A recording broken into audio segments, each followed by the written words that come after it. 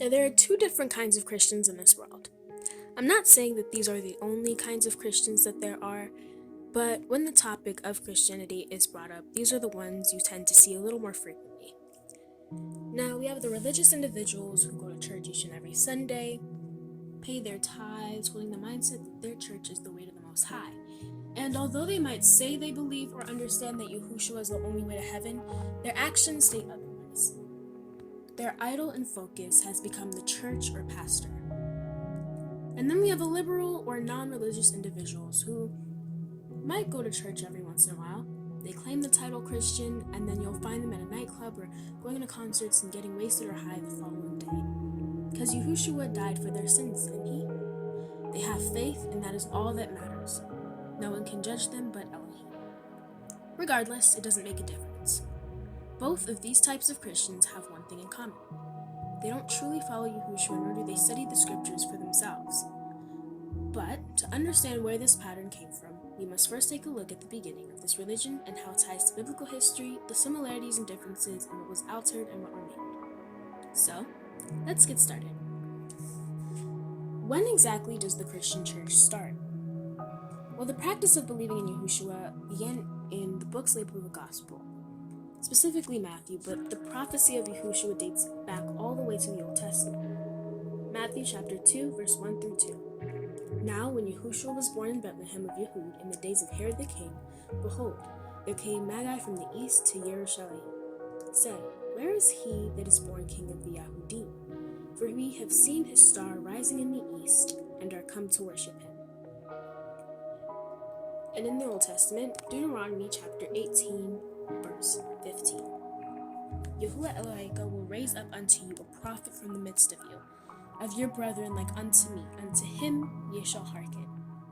Isaiah chapter 7, verse 14. Therefore Adonai himself shall give you a son. Behold, a virgin shall be with child, and shall bring forth an infant son, whose name is called Emmanuel. Isaiah chapter 9, verse 6 through 7. For unto us a child is born, unto us a son is given, and the government shall be upon his shoulder, and his name shall be called Wonderful, Counselor, El-Gabor, the Everlasting Father, the Prince of Peace. Of the increase of his government and peace there shall be no end upon the throne of David, and upon his kingdom, to order it and to establish it with judgment and with justice from henceforth even forever. The zeal of Yahuwah Tzebaoth will perform this. Micah chapter 5, verse 2. But you, Bethlehem, Ephrathah, though you be little among the thousands of Yehudah, yet out of you shall he come forth unto me that is to be ruler in Yasharel, whose going forths have been from of old, from everlasting. We see that Yahushua came to fulfill, not to destroy. He came to establish a spiritual kingdom that would never fade nor fail, and most notably for our salvation. Many think that the mainstream Christian church began with the followers in the book of Acts. However, they didn't call themselves Christians, nor did they have different denominations. In fact, the people in Antioch called the set-apart followers Christians, and it is from this event in Acts chapter 11, verse 26, where we get this label.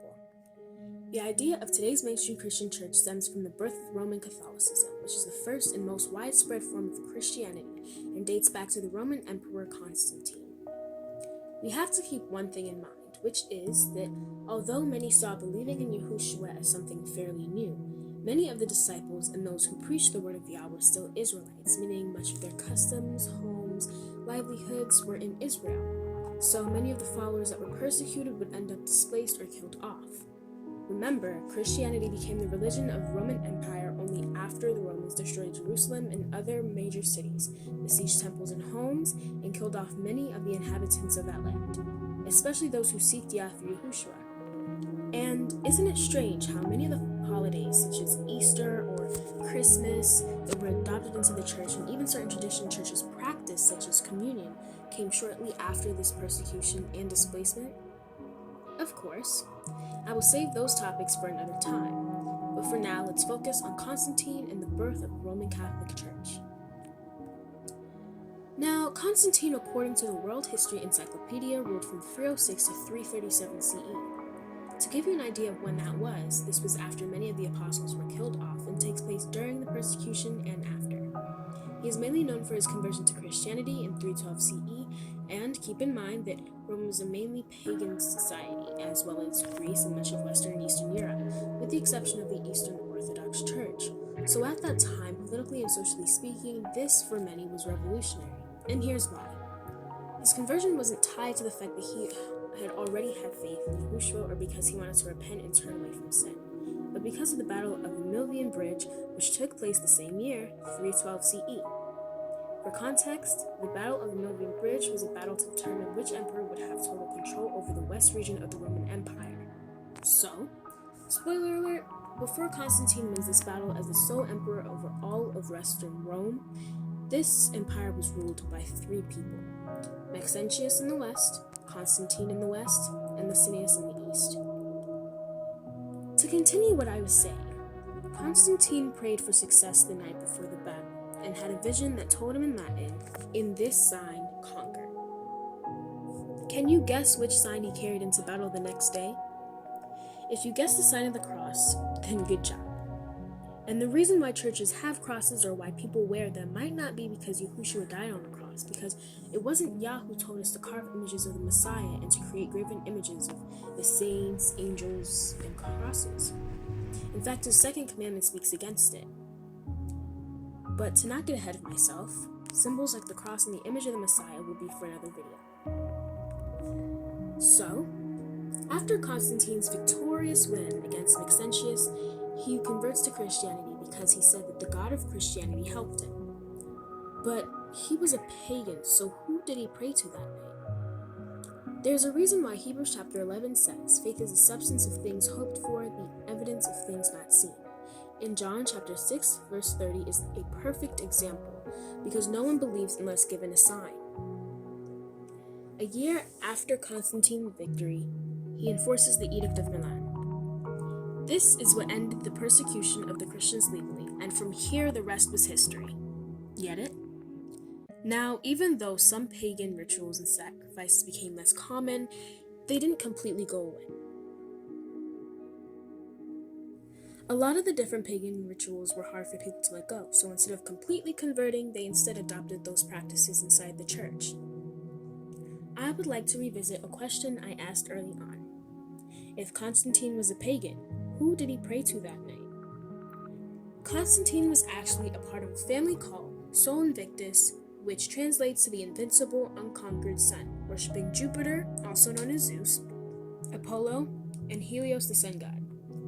Even after he converted and the Edict of Milan was enforced, all native cults remained. Many of his architecture uses sculptures of offerings to pagan gods and goddesses such as Apollo or Diana. His coins depict himself as Helios and Sol Invictus, and Constantine was also responsible for holding the Council of Nicaea, where the Nicene Creed was adopted into the church and when the date of Easter was decided, being the first Sunday after the spring solstice. Does this sound familiar? He also decided the date for Christmas, being the same date as the Roman festival of Saturnalia, December 25th. December 25th was also the birthday of Sol Invictus and Mithras, another pagan god. Coincidence much? We see here that the Sabbath day was also changed from the 7th day to the 1st, Sunday, and this is the birth of the Roman Catholic Church, and where we get the structure and practices of today's Christian church. It is from the Roman Catholic Church that Protestantism rises, and this begins with the Great Schism, which dates back to 1378, which will begin part 2 of this video. Thank you all for watching, and I hope you all have a spirit-filled week.